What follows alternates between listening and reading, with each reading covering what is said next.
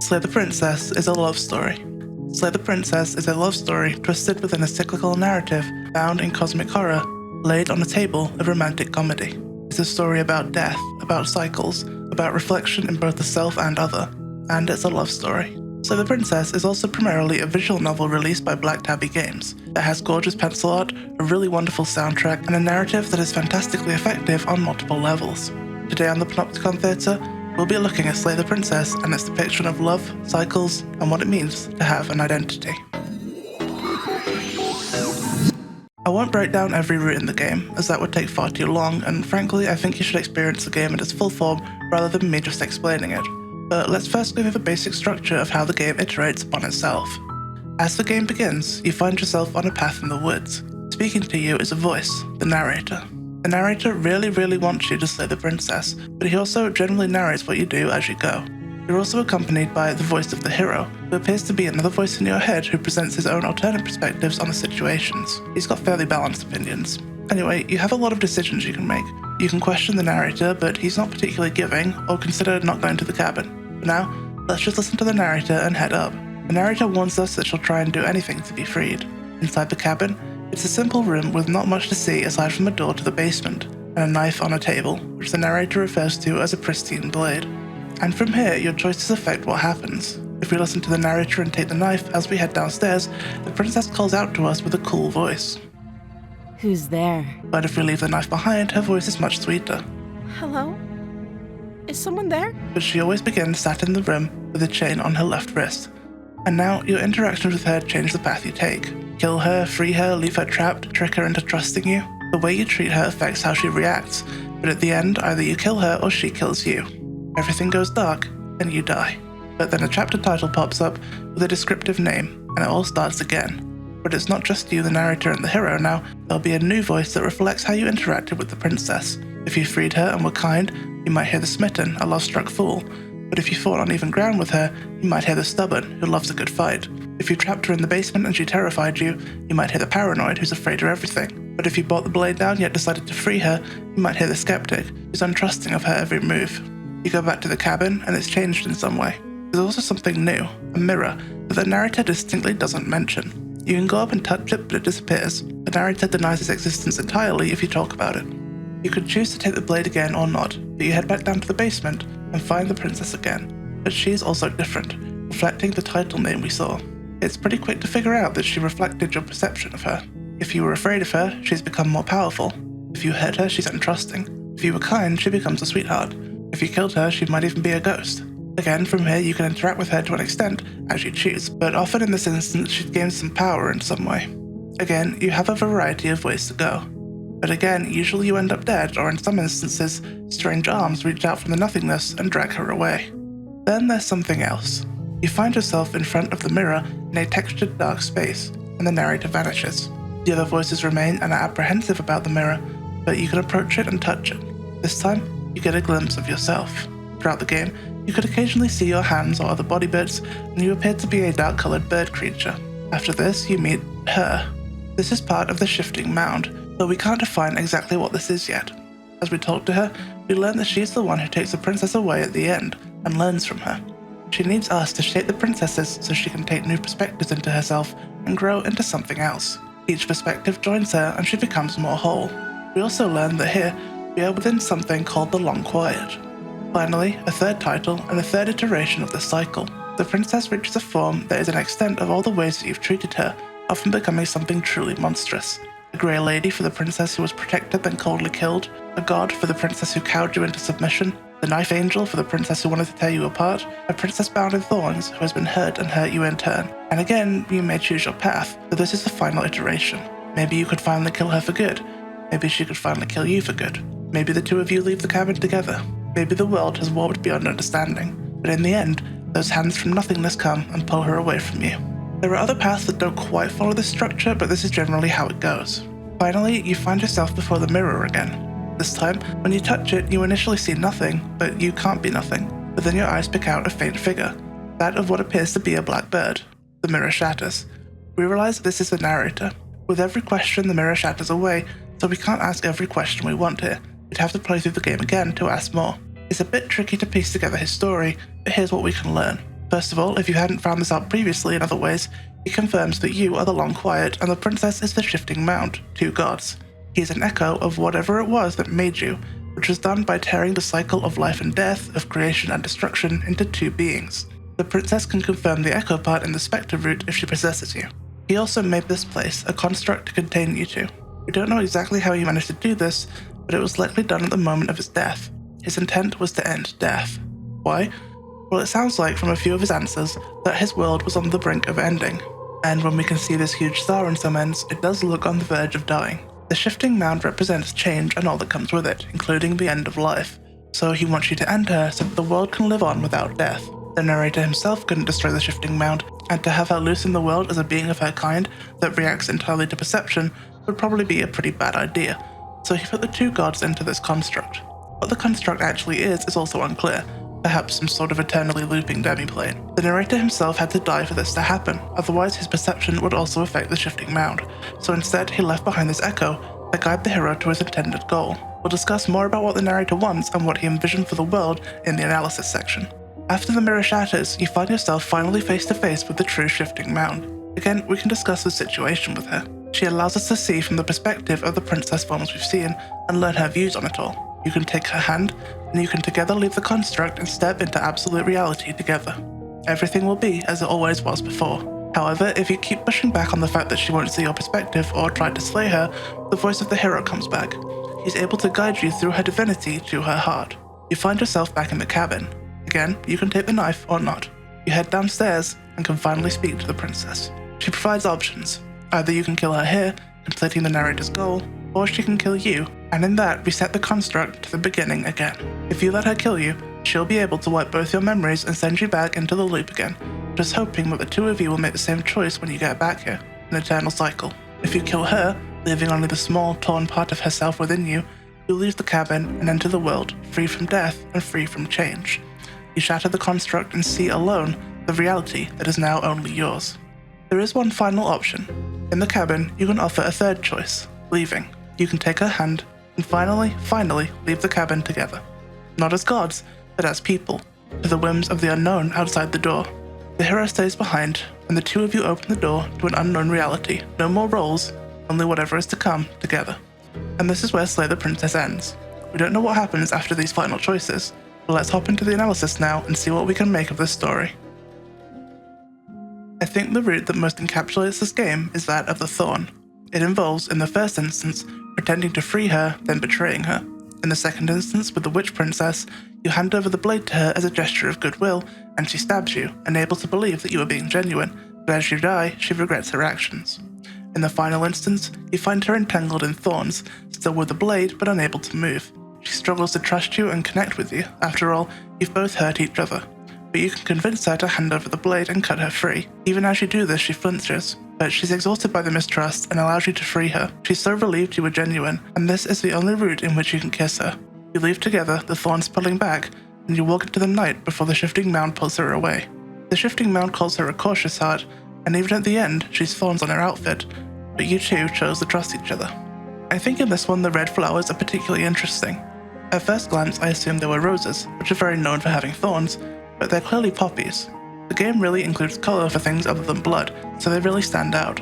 Poppies are in standard associated with death, mourning and loss due to their association with World War I, but they're also a symbol in Greek mythology for transformation. They're associated with Demeter, who transformed a mortal lover of hers into a poppy. They're also generally associated with pain relief due to their connection to opium, but that's less relevant here. This is truly a game about cycles and all the forms they take. It reflects in a lot of ways the cycles of relationships, and that can be seen very much in the Thorn. We learn and grow from our experiences, but we often find ourselves in cycles. When you've been being hurt for a very, very long time, that can become all you know, all you expect, and where you find comfort. It's why so many people who grew up watching their parents fight get into bad relationships themselves, and why so many people who get stuck in abusive relationships struggle to get out of them. Being hurt sucks, it's miserable, but it's familiar. You know the feelings you'll experience, and you can expect what'll come. Leaving that, stepping away, even if it's into a better situation, can be daunting and scary because you don't know what'll happen. Humans are primed to fear the unknown. We're afraid of the dark because we don't know what's in it. It's our nature as people to fear the things we don't know because we can't expect them, can't plan for them, don't know how we'll feel in response to them. but without stepping out of that cycle, we'll never grow. We'll never know what incredible things could be ahead, and maybe they will be bad, but to grow and change, you have to accept that you might struggle. Let's talk about the narrator. A lot of people view the narrator's goal as being a world without change, one that is entirely static, but I don't think that's correct. It's clear that he intentionally tore the Long Quiet and the Shifting Mound apart roughly, so that a part of each would exist in the other. The Long Quiet also has the capacity for change, but to a much less significant extent. Even without death, the world could continue to change. How effective this could have ended up being is unclear, as is whether this is something the rest of the world even wanted, but the narrator's intent is a lot less cruel than I think people consider it to be. He saw the world around him ending, the death of everything he and anyone he knew and loved had ever known, and in fear of that, made a last-ditch bid that required his own death to save the memory of the world he knew. That isn't to say he's the good guy in the story, for whatever that means. He treats both the gods like tools to an end. Of course, his goal is to kill the Shifting Mound, but he also seems to look down on the Long Quiet and is pretty dismissive of the Long Quiet's actual feelings on things. And as I said, it's not clear that his goal is even something the world at large actually wants. Personally, I'd be pretty annoyed if I was stuck in a world where I could never die. It's been discussed in many pieces of media, but being immortal in any form would be at best pretty boring, and at worst would eventually completely pick you apart as a person. How long can a human consciousness survive in a barely changing eternity? The narrator says anything is better than oblivion, but sometimes the best gift you can give someone is to be forgotten and to be over. I don't think he had bad intentions, but I do think the narrator is selfish and self-focused, but that is a human quality in itself. He was doing what he thought was right. He is, in that way, an incredibly well-written antagonist. Villains aren't villains because they're evil.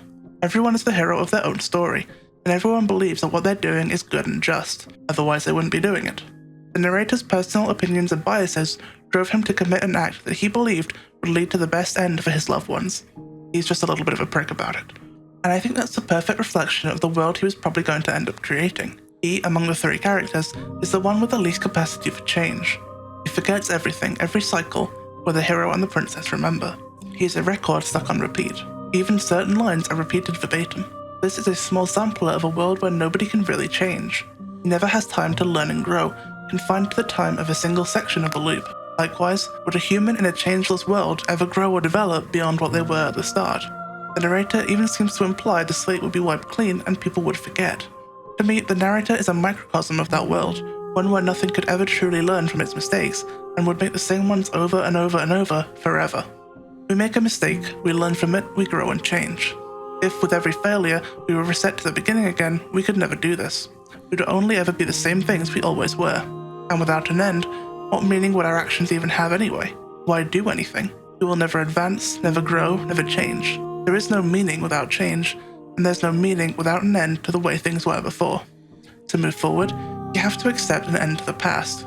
These cycles aren't unhelpful. Indeed, from each one we learn something new. In the game, this is also reflected. It's impossible to even learn everything about this game on the first playthrough. You have to play it a few times to get the full picture. There's also a growth in stillness, though.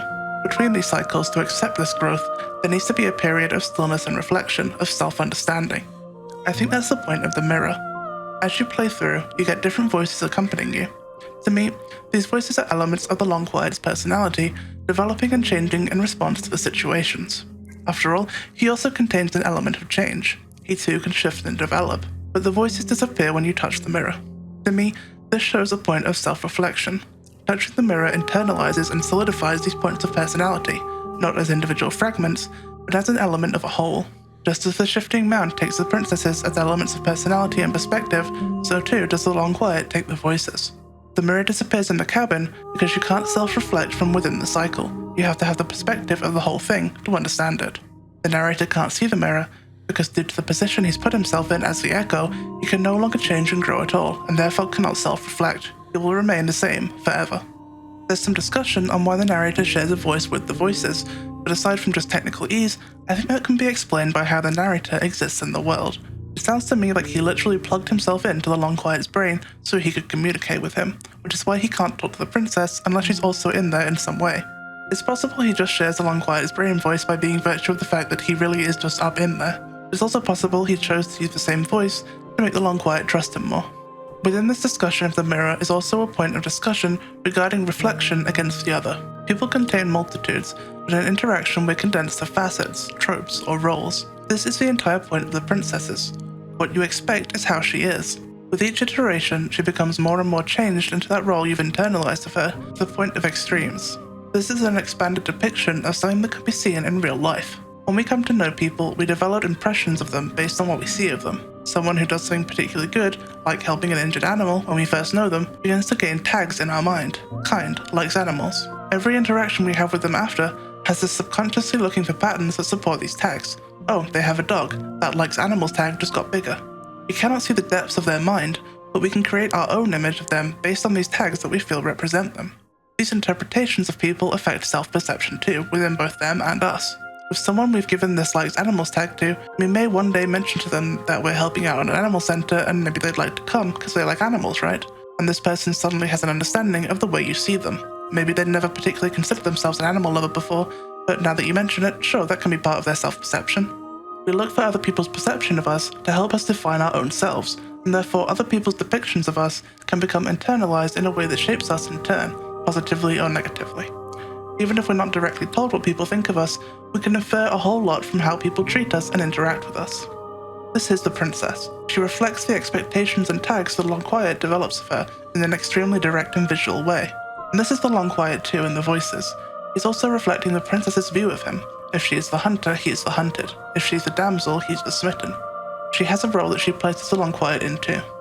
There's a great reflection in this game of the yin-yang concept, a cycle of opposites containing each a part of the other in a self-perpetuating cycle.